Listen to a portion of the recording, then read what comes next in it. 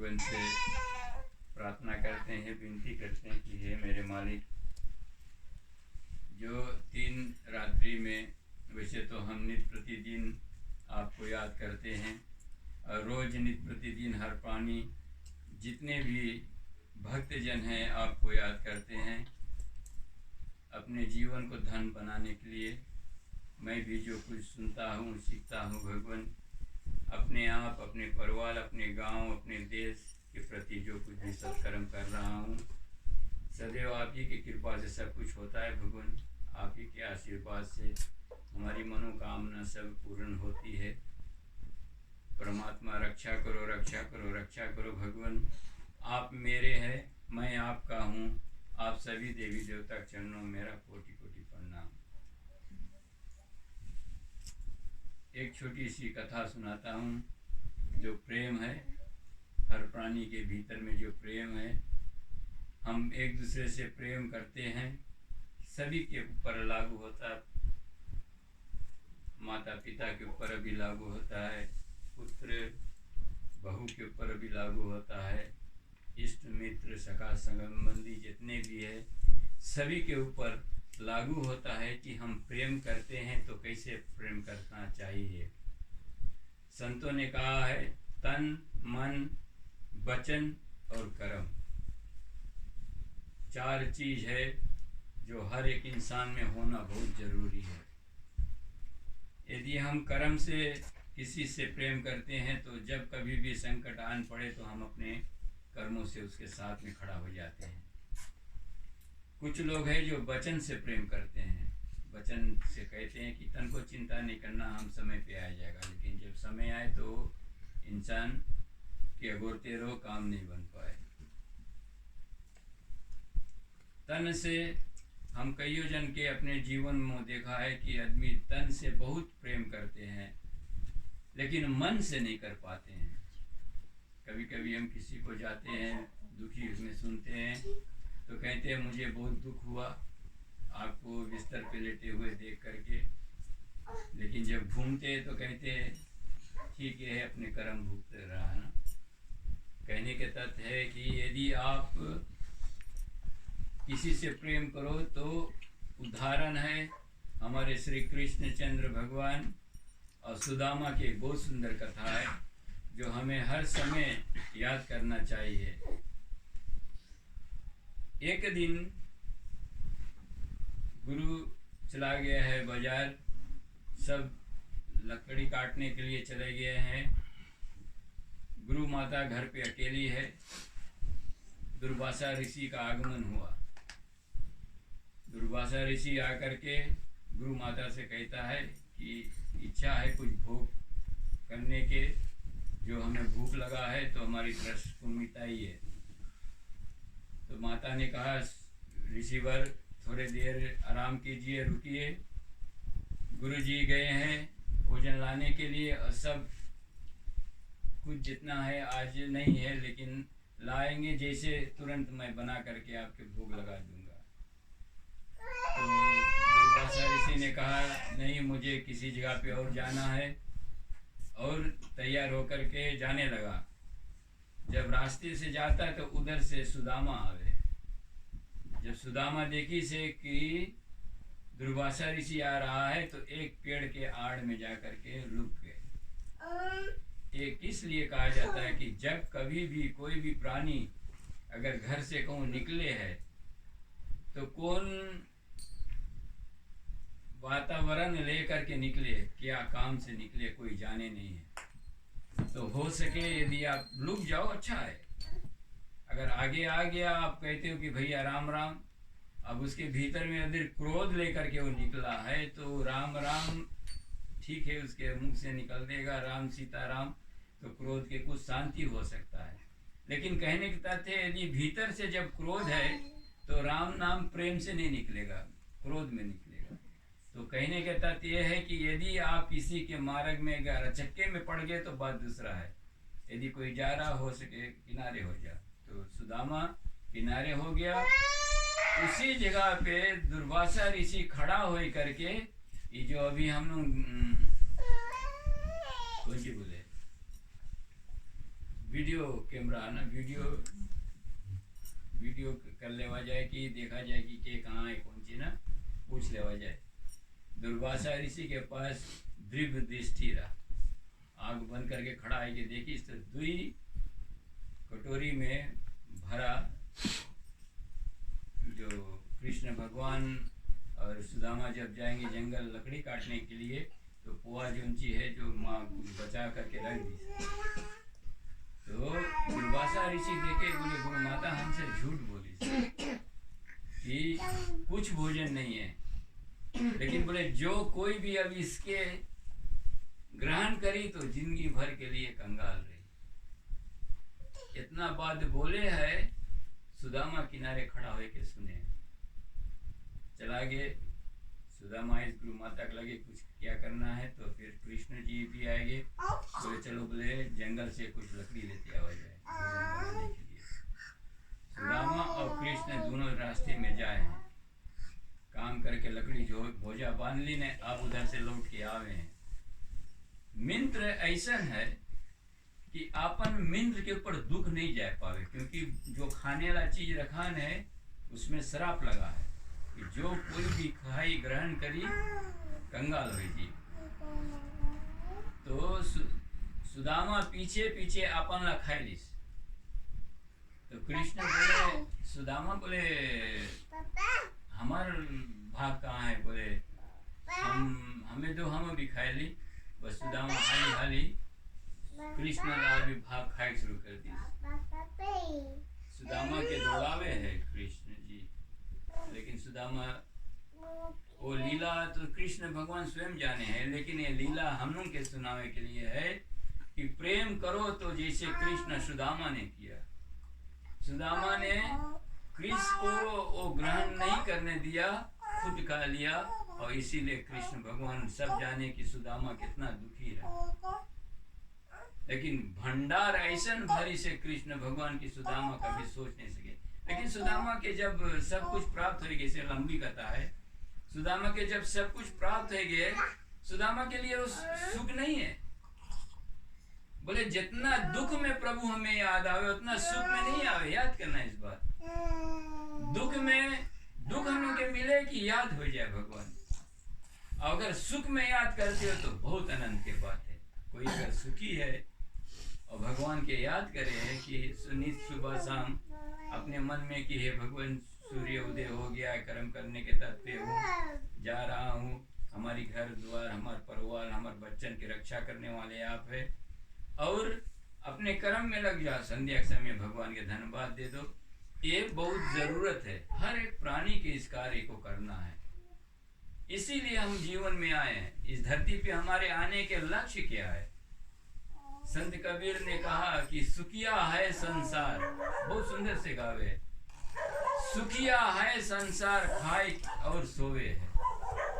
लेकिन एक और सुंदर बात है, मन के सुखी है संत कबीर, तन से नहीं चिंता करे। मन से सुखी है संत कबीर, राम नाम गुण गावे। तो हम लोग के तन मन दुखी कुछ भी हो जाए, लेकिन भगवान के याद करो, आराधना करो कि हे भगवान, जैसे आपने हमें इस धरती पे लाया है, हम कर्म कर रहे हैं और हमारी कर्तव्य है कर्म करना, आपके कर्तव्य है हर भक्ति के भक्त जन के आशीर्वाद देना। तो बीता हुआ कथा जब हम श्रवण करे थे कि जब कृष्ण भगवान ने कालिया नाग को मथन ने जो उसके माथे पे जो प्रहार किया, रुधिर बहा, फिर सब जितने बाल बच्चे हैं सब रोते रोते आकर के कृष्ण के आगे खड़े हो गए और खड़ा होकर के विनती करने लगे। तो फिर कालिया नाग की पत्नी बड़ी प्रेम से पूछती है कि हे भगवान, अब मुझे बतलाइए। तो उसने आगे कथा पे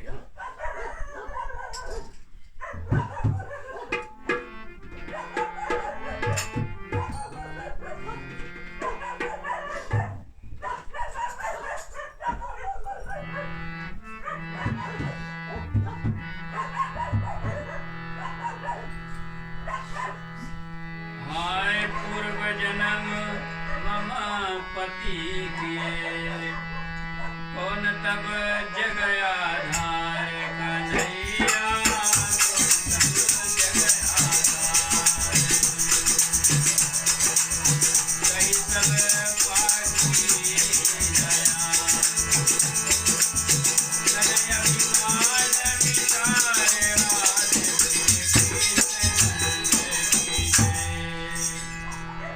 पूछती है कि हे भगवान, हे करुणा के सागर, करुणा निधान, पार ब्रह्म, हमारे पति ने ऐसे कौन से कर्म किया था कि इस जन्म में आपके चरण रज उनके सिर पर,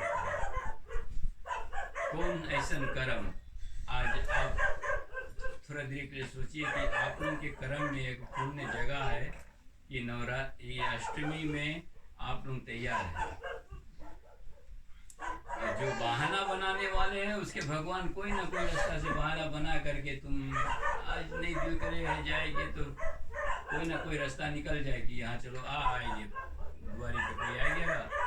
तो अगर एक बात और बताओ, कितना जने माने कि भगवान है? जो जन माने हैं कि भगवान है तो इंसान कभी झूठ नहीं बोलता, और जो इंसान जान गए है कि भगवान त्रेता युग में आए के चला गए, सतयुग में आए के चला गए, द्वापर में आए के चला गए, अब कलयुग में भगवान का खाली नाम है। लेकिन ऐसे न यदि विचार रखोगे कि नाम तो नाम है, लेकिन भगवान, मैंने कैसे कहा था कि है भगवान सब जगह पे, सर्वज्ञ सर्वव्यापक, भगवान हर एक जगह पे है। लेकिन हम जैसे इस काया में जो मथन चलाते हैं ना, मथनी करते हैं, तो जो हमारी चित्त पे चढ़ेगा वही जो हमारी चित्त पे चढ़ेगा वही चरित्र से हमारी भारे आएगा। तो पूछती है कि हे भगवान, कौन ऐसा कर्म हमारे पति ने किया जो आज उनके सिर पे आपके चरण का प्रहार यानी चरण रज पड़ा। आप सभी जानते हैं कि चरण रज के विचार शब्द और इसमें है, लेकिन भगवान राम जब अहिल्या के चरण छुआई रहा तो उसमें बहुत सुंदर सुंदर बात है। राम एक नारी के चरण नहीं छुआए मांगे हैं, भगवान है। हम भगवान के चरण छू सकते हैं, भगवान कभी अपन चरण छुआए नहीं। तो कहती है अहिल्या, आपके चरण रज मुझे मिल जाए। तो भगवान सोचता है कि मैं किस तरह से अपने चरण को छुआऊं। पवन देवता सोचता है कि राम चरण छुआए ने मांगे। पवन देवता जैसे राम भगवान चरण उठाई, पवन बेग से जो रज उड़ करके अहिल्या के पत्थर बनी हुई पड़ा और चरण रज से अहिल्या के उद्धार हुएगा। इतनी सुंदर गुण इसमें जो रहस्य बड़ा है। जैसे अभी कुछ फल हम खाते हैं, जब तक उसके मिठास नहीं मिलता है तब तक हमें स्वाद नहीं पता लगता है, जीव नहीं स्वाद पा रहा है। ऐसे कानों से यदि हम ऐसे सुंदर सुंदर कथा को सुनते हैं तो जीव जो भीतर बैठा उस स्वाद ले रहा है। जब अहिल्या अपने धाम को चली गई तो लक्ष्मण पूछे कि भैया, इस पत्थर आज जो यहाँ पड़ा है यहाँ पे, इस पत्थर को देख करके लोग इसमें लात मारेंगे, क्योंकि अहिल्या के गलती के कारण से, राजा इंद्र के गलती कारण से, अभी कोई भी हम देखेंगे कि कोई अभी जैसे हम रेखी से आओ तो एक आप लोग पता है जनता की नहीं, एक पहाड़ पर से पत्थर गिरा रहा, नीचे एक औरत और लड़कन कपड़ा धोते सीधा डायरेक्ट तोड़ दिया। जनता स्टोरी नाम एकदम भूला जगह के। वो एक बड़का पहाड़ है, पहाड़ से टूटा पत्थर आए यहाँ, बहुत कोशिश करी निकाले के, आज तक वो पत्थर कोई हटाए नहीं पाए से। तो जब कभी कोई देखे, हम तो जब जाता भी रबनीलों के संगे बताता यार यही पत्थर एक उना अटका है पहाड़ पे, किरे से उधर चला जाओ। जब जाइए तो तुम्हें याद है कि पत्थर द्विज के दबाए मारी से,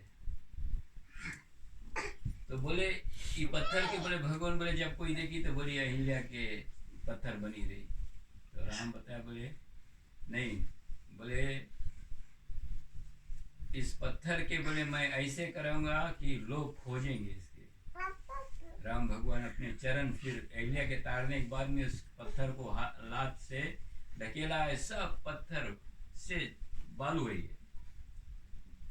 बालू है कि उड़ गया। तो तुलसीदास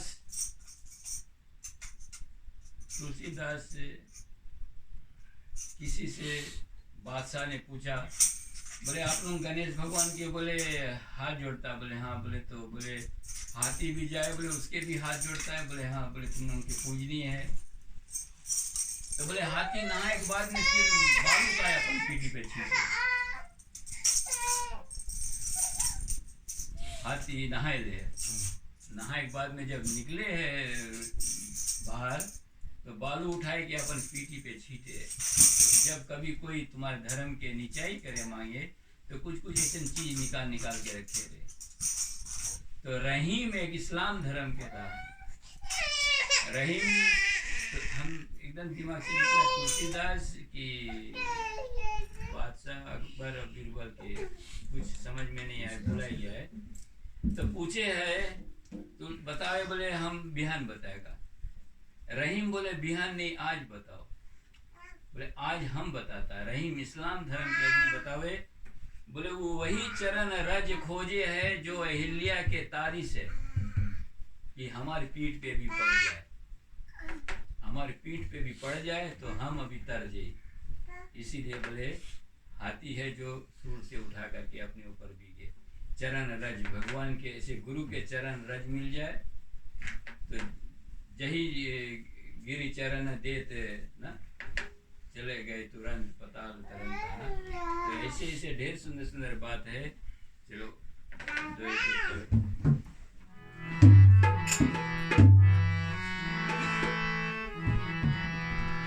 कवन करम इति सन बन गए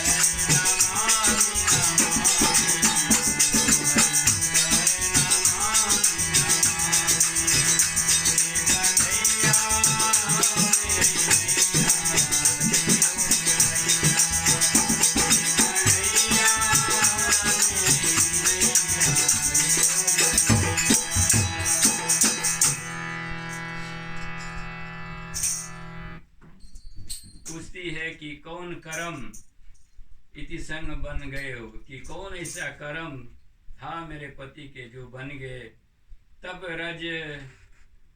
पद रज अधिकारी भयो, कि उस अधिकार बन गया, कि जिस रज हित लक्ष्मी व्रत धारी, की है भगवान माता लक्ष्मी ने जिस व्रत करके आपको पाई है, कि ने बहु तप काम विसारी, बहुत से ऐसे कर्म को विसार करके और आपके चरण रज को पाई है। पूछती है चाहत तो चरण रज जोई, जो कोई भी चरण रज चाहता है, निज ब्रह्मा पद वस्तु न कोई, कि ब्रह्मा से बहुत पदार्थ प्राप्त हो जाए, लेकिन जो भगवान आपके चरण रज है उसको पाने के लिए सुरपुर योग सिद्धि कही माई, कि सुरपुर में जितने लोग हैं सब सिद्धि करते हैं, चाहत सो मोक्ष लागे नहीं, कि मोक्ष प्राप्त हो जाए, लेकिन भगवान के चरण रज से सब कुछ प्राप्त हो जाता है।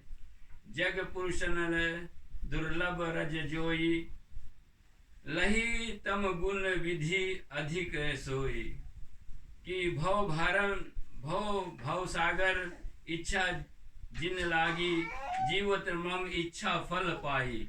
कुछ भी हो, लेकिन भगवान हम भक्ति करते हैं, प्राप्त होता है, सब कुछ प्राप्त होता है, लेकिन हमारी मन में यदि शांति नहीं है तो सब कुछ प्राप्त होने में हम फल क्या। मन को शांति मिलना चाहिए। इसी तरह से देवी देवता जितने हैं भगवान के चरण रज को प्राप्त करना चाहते हैं। मोक्ष पद तो सबके प्राप्त हो जाता है, धर्म अर्थ काम मोक्ष ये 4 पदार्थ है, आप सभी जानते हैं, लेकिन मैंने जब से पाया है धर्म भगवान श्री राम कृष्ण है। त्रेता युग में 4 धर्म अर्थ काम मोक्ष चारों अयोध्या में प्रकट हुए।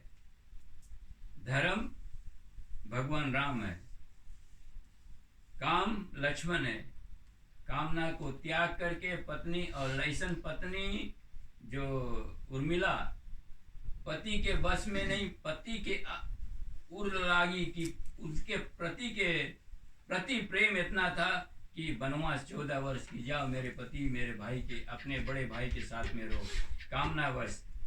अर्थ शत्रुघ्न, अर्थ पैसा के देखरेख निगरानी करने वाला शत्रुघ्न, उसके साथ में उसके पत्नी सुकीर्ति। अगर पत्नी नेक है तो पति धर्म पैसा बचावे। कैसे? जब भगवान राम राजा बना तो भगवान राम राजा जिस दिन से अयोध्या से संपत्ति प्राप्त भरा राम राजा भरत के, जब भगवान वन चला गए 10 गुना अधिक संपत्ति मिला राम के। पूछे कि कैसे? बोले कौन कर्म कियो आप लोगों की इतना भरी संपत्ति एक्स्ट्रा होगी। तब भरत समझावे कि भैया जब से आप गए हो अयोध्या में किसी के निधन नहीं हुआ, कोई मरा नहीं, तो कोई गुजर जाए तो उसमें खर्चा होए, कोई संतान के जन्म नहीं हुए, जन्म हुए तो उसमें भी पैसा खर्चा हुए। अन्न खाने के लिए भरत बहुत थोड़ा से अन्न खाता रहा, तो अयोध्या वासी 3 टाइम के भोजन छोड़ के सिर्फ 1 टाइम भोजन करते हैं। तो संपत्ति बचे लगा कि नहीं, अब 3 टाइम खाना नहीं, घर में 1 टाइम खाना बनी तो खाना बच जी। तो बोले प्रभु, बोले इसी कारण से अयोध्या में जब आपके जाने के बाद में जो संपत्ति था 10 गुना ज्यादा होगी। राम बोले लेकिन बोले दिखाओ हमें, बोले खाता दिखाओ। तो खोल के दिखाई तो राम जी तो जाने हैं, लेकिन पूछे मांगे हम आपको समझाने के लिए। तो पूछे बोले भरत, तो बोले एक मृत्यु भय। भरत बोले हाँ भय। कौन है? बोले पिताजी के। तो बोले आप तो कहा कि हमारे राज में नहीं भय। बोले हम अयोध्या में नहीं राजा मृत्यु भय। हम अगर अयोध्या में रहता तो हमारे बड़े भाई वन को नहीं जाता और पिताजी के मृत्यु नहीं होता। हम अयोध्या में नहीं रहा, हम ननिहाल में रहा, नानी घरे रहा। तो एक मृत्यु भय। उसमें भी बहुत सुंदर सुंदर बात है, जो उसमें अगर हार जाएगा तो दिमाग फिर वही में चला जाए। इतनी सुंदर सुंदर बात बतावे है भरत। भरत, राम, लक्ष्मण, भरत, शत्रुघ्न, और मोक्ष जो है वो है भरत। चरण पादुका के साथ में भरत और मांडवी चरण सेवा, भगवान के छोड़ के चरण पादुका के सेवा करके और मोक्ष पद को प्राप्त किया। जब अयोध्या में भगवान राम आए के राजा बन गए तो पूछने लगा भरत, बोले बताओ भैया, बोले हम राज्य अभिषेक हुए हैं और बोले कुछ लोगों के बुलाना चाहता हूँ, बोले आप बताओ, बोले बोले किसके किसके बुलाई। तो भगवान से भरत बोले भैया, बोले आज तक बोले हम कोई निर्णय नहीं लिया है, भय है तो बोले आपके चरण पादुका, बोले हम नहीं बोले अयोध्या के राज संभाला है, संभाली से आपके चरण पादुका, बोले जो सिंहासन पे आप बैठते हो है वही जगह पे बोले चरण पादुका रख के बस उसके सेवा करके राज अपने चलत रहा। अब सोचो थोड़ा देर के लिए, अगर आपके मन में एक बात विश्वास हो जाए, रोज सवेरे अभी जैसे हम शुरू करता हमारे घर में है, राम राम से शुरुआत हुए। राम कैसे बताया कि हराम, हराम ज्यादा, राम बीच में है। राम राम कहने से आपके जीवन में सुख संपत्ति सब प्राप्त हुए, लेकिन भाव रही। अगर पति पत्नी मिले हैं तो बोल दो राम राम, तो अगर क्रोध में बोलते हो तो उसके असर दूसरा है। अगर क्रोध में आप बोलो है राम राम तो उसके असर दूसरा। अगर भाव से बोलो जय श्री राम, राम राम भैया, तो उसके अर्थ मिठास में बहुत रस भरा है। तो इसी तरह से जिन बल रहित महात्मा निर्भय सो नभ अधिक, यानी जो महात्मा लोग आपके चरण रस से निर्भय होकर के रहते हैं, कारण अधिक अंतर्यामी सो हरि तुम ही नमामि नमामि, कहते हैं कि हे भगवान आपके चरणों में मेरा कोटि कोटि प्रणाम, मैं नमन करता हूँ कि आपने जो लीला किया है। देखो भगवान के लीला, अभी हम जितना युग बीतता है सब कोई युग के बारे में जाने हैं, लेकिन हम लोग अभी जानता नहीं है कि हम 21वां जन्म में क्या था। लेकिन भगवान के लीला हम लोग जानते हैं। घर में पैदा होते जैसे हम लोग के घर में छोटे छोटे बच्चन सीखे लगे। अब बहुत ज़रूरत है, राम कथा में एक सुंदर बात बताई दी। जब हमारे घर में हमारी बहू ऐसे पतो भी ऐसे, जिस घर में माता पिता अपने बेटी के शादी कर दे है, तो हम जब छोटा रहा तो बोले गंगा नहायली से, है ना। कभी कभी आदमी लोग ऐसे बोले कि शादी हो गई सबके, गंगा नहा लिया। कैसन गंगा नहाए, अपन बेटी अगर दूसरे घर में दे दियो तो तुम तो अपन मुड़ के पीरा बोले करके दूसरे के दे दियो। लेकिन जो बेटी के आप जीते जी रहने के सिखाए दिया, दुख सुख में सब कुछ सह सके, वो बेटी गंगा नहा ले, तब तुम गंगा नहाता है। ये नहीं कि शादी कर दिया बोलो गंगा नहा लिया। अब गंगा थोड़ा का बोले अपन सिर के पीरा तुम दूसरे के ऊपर ले जा धर दियो, ये नहीं है। ये एक रामायण की एक शिक्षा है। जब कभी भी आपको प्राप्त हो जाए उसी दिन से शुरू कर दो कि चलो हम आया है, हमारा कर्तव्य है। बोले शिष्टाचार यही चीज है, शिष्टाचार शिष्टाचार हमें जरूरत है। मिल जाए तो अपने जीवन को धन्य बना ले। कि सुंदर हंसी भी लगे ना। बोले लगन बैठा हुआ जाए ना, लड़की लड़का का लगन बैठा, जो कुछ साधु संत बताया बोले लड़की लड़का के लगन नहीं बैठा, सास और पतों के लगन बैठा। बोले अगर सास पतों के लगन बैठ गए तो घर अच्छा चले। जब सास पतों के लगन नहीं बैठा तो बोले कितना लड़की लड़का के बैठेगी तो फिर उसमें संकट है। और सास के मतलब क्यों है, क्यों सास, अभी सुनता हमें तो बहुत अच्छा लगे। बोले ऐसा सास है, बोले हमें सांस लेने नहीं दे रहे, काम कराते। एक सास और है, बोले हमें सांस बतावे कि तू थोड़ा देर बैठ के सांस ले लो। इसीलिए सास के अर्थ है सास, ससुर जो है। ससुर के बारे में भी नहीं मिला हमें, लेकिन सास के मतलब ये लगा है कि कुछ सास है जो न अपन बहू के सांस लेने का मौका नहीं देवे, और कुछ सास है कहती है कि बेटी बैठ जा थोड़ा सांस ले लो। ये सुंदर सुंदर रस भरा है, अपने जीवन में उतारो, उतार के तुम कोई के और बांटो कि चलो भैया जीवन धन्य है।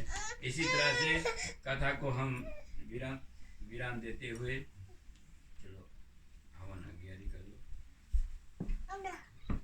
जो कुछ भी क्षण मात्र